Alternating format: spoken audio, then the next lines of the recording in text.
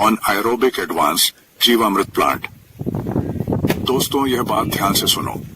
आप जितना ज्यादा रासायनिक खाद का प्रयोग करोगे उतना ही आपकी जमीन की उम्र कम होती जाएगी। इसलिए हम आपके लिए लाए हैं बेहतरीन advance Jeevamrut plant on aerobic advance Jeevamrut plant.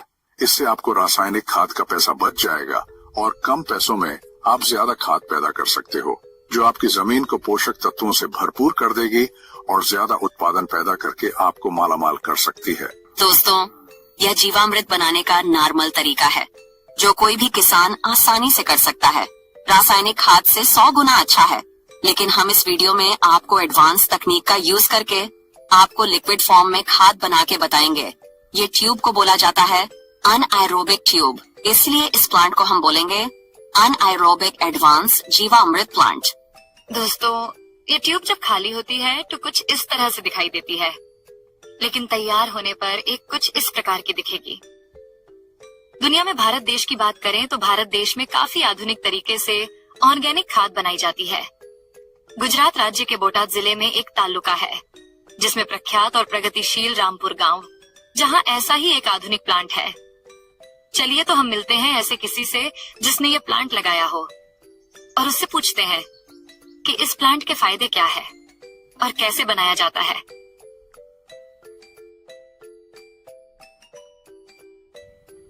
મારું નામ તાવે ધર્મેન્દ્રભાઈ અંબાભાઈ છે। મારું ગામ રામપરા, તાલુકો ગઢડા, જિલ્લો બોટાદ। અમે આ એનારોબિક બેગ ઇન્સ્ટોલેશન કરેલી છે, બરાબર। એની અંદર મુખ્ય એનારોબિક પ્રકારના બેક્ટેરિયા ઉત્પન્ન થાય છે અને જે આપણે ખેતીવાડીનો જે કચરો છે એને ફેડવી નાખે છે અને લિક્વિડ ફોર્મમાં એ ખાતર તૈયાર કરે છે। ટૂંકમાં આ બેગની અંદર એનારોબિક બેક્ટેરિયા ઉત્પન્ન થાય છે, એટલે આ બેગ છે એ આપણે એનારોબિક બેગ છે। હવે એની અંદર જો વાત કરીએ તો એક 200 લીટરના ડ્રમ સાથે એક આ વાલ ફિટ કર્યો છે, જે આપણે ઇનપુટ વાલ છે, એટલે કે અંદર બધું નાખવાનો વાલ છે। આ જે વાલ છે એ અહીંથી ગેસ નીકળશે, જ્યાંમાંથી ગેસ ઉત્પન્ન થશે એ ગેસ નીકળશે। આ વાલ છે આઉટપુટ વાલ છે, એટલે કે અહીંથી ખાતરનો નિકાલ થશે। આ વાલ છે એ અહીંથી આપણે આ ખોલીએ એટલે અહીંથી નિકાલ થશે। આ બેગની સાઇઝની વાત કરીએ તો 20 બાય 5ની બેગ છે, એટલે કે આની કેપેસિટી 3000 લીટરની કેપેસિટી છે। હવે એની અંદર શું મટીરિયલ વપરાય છે એની વાત કરીએ। મિત્રો, તમારા મનમાં પ્રશ્ન છે, આ કેવી રીતે બનાવવું, કેટલા પ્રમાણમાં જથ્થો લેવો? તો આપણે જોઈએ છીએ કઈ કઈ વસ્તુ લેવાની અને કેટલા પ્રમાણમાં લેવાની। કુલ ટોટલ 7 વસ્તુ છે। અહીંયા તમે જોઈ શકો છો, દેશી ગાયનું સાણ, ચોખા, છાશ, ગોળ, ગૌમૂત્ર, પાન, રસોડાનો કચરો એટલે કે એઠવાડ અહીંયા આપેલો છે। આટલી વસ્તુ લેવાની છે અને એનું પ્રમાણ સામે આપ્યું છે, તમે જોઈ શકો છો। 200 લીટર પ્રવાહી ખાતરનો જથ્થો આ ગણતરી દ્વારા મેળવી શકાય છે। તો ચલો મિત્રો, હવે આપણે શરૂઆત કરીએ। સૌ પ્રથમ ગાયનું સાણ, 20 કિલો સાણને 20 લીટર પાણીમાં ઓગાળવામાં આવે છે। અરે ભાઈ, આ તો 20 લીટર પાણી નથી લાગતું। એકદમ સાચી વાત છે। આ જે વિડીયો છે એ 3000 લીટર પ્રવાહી ખાતર બનાવવા માટેનો છે અને હું જે ગણતરી તમને કહું છું એ 200 લીટર પ્રવાહી ખાતર બનાવવા માટેનો છે, જે નિયમિત એકવાર બેગ ભરાઈ જાય પછી જે નિયમિત જથ્થો છે એ ગણતરી છે।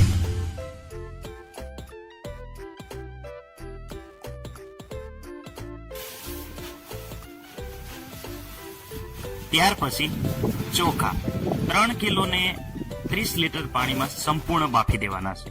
આપણે ભાત બાફીએ છીએ ત્યારે સંપૂર્ણ જે રીતે બાફીએ એવી રીતે બાફી દેવાના છે। હવે તમારી પાસે જેટલી જૂની છાશ હોય એ છાશ ભેગી કરવાની છે અને જેટલી જૂની છાશ હશે એટલી આપણા માટે વધારે ઉપયોગી બનશે। 17 લીટર છાશને 3 લીટર પાણીમાં ઉમેરી અને આપણે ટ્યુબમાં ઇનપુટ કરવાનું રહેશે। હવે 7 કિલો ગોળને 25 લીટર પાણીમાં ઓગાળી અને એકદમ રગડા ટાઈપ કરી અને આપણે ઉમેરવાનું રહેશે। મિત્રો, હવે 30 લીટર ગૌમૂત્ર ને 2 લીટર પાણી સાથે મિક્સ કરી અને ઉમેરવાનું રહેશે। હવે સરગવાના પાન અથવા તો લીમડાના પાન 500 ગ્રામ મિક્સ કરી અને ઉમેરવાના રહેશે। હવે તમારા રસોડામાં વધેલો કચરો અથવા તો લગ્ન પ્રસંગમાં વધેલો એઠવાડ 500 ગ્રામ ને 5 લીટર પાણીમાં ઓગાળવામાં આવે છે. અન્ય વસ્તુમાં વાત કરે તો તમારા ખેતરમાં અને જમીન પ્રમાણે ઉમેરી શકો છો. જ્યારે આ સંપૂર્ણ ભરાય છે, આ બેગમાં તમે જોઈ શકો છો કે આ સંપૂર્ણ બેગ ભરાઈ ગયેલી છે. આની અંદર બાયોગેસ કાઢવા માટે, અહીંયા જે અંદર મિથેન ગેસ બને છે એ ગેસ કાઢવા માટે આ વાલ આપેલો છે. આ વાલની મદદથી ગેસ નીકળે છે. ગેસ વિશે આપણે પછી જોઈએ છીએ. આગળ અહીંયા જોઈએ તો આ જે વાલ છે ઇનપુટ વાલ કહેવાય છે, એટલે એની અંદરથી બધું મટીરિયલ નાખવામાં આવે છે. આ છે એ આઉટપુટ વાલ છે.